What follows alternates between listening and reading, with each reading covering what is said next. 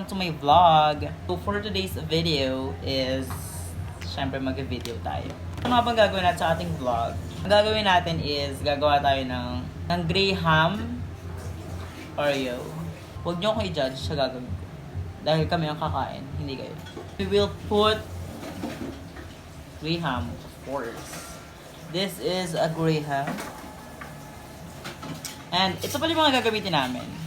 The crushed Oreo and the Graham and the mixture of condensada and Nestle cream. And later on, we will add some twist. You will be shocked later. Shocked? Shock lang, walang ED kasi mamaya pa lang naman.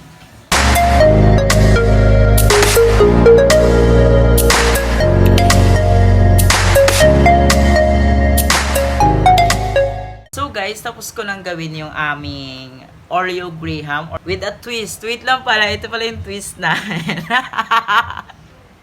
Lalagyan po namin siya ng chicken gravy. So later, ilalagay namin siya doon.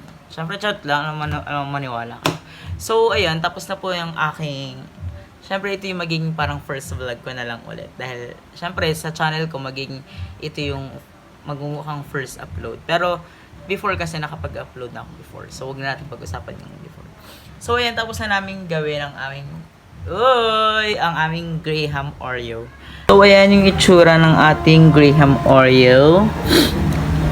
Huwag nyo siyang i-judge. Alam kong may nag-judge siya habang nanonood pa lang ngayon. Kami naman kakain ito, ate. Huwag na kayong ano. So, yun po yung aking Graham Oreo. With the help of... Wala siya sa mood. Basta bahala siya. Ayun ang aming isa sa mga handa later sa pagsalubong sa New Year. So, ito ang aking magiging ambag sa aming kakainin mamaya. So, that would be the end of my... So, dyan na po nagtatapos ang aking video. Salamat kung nanood ka hanggang ngayon. Kung natapos mo itong video, comment number 13. Dahil favorite kong 13, si Dandan Lazaro Revilla.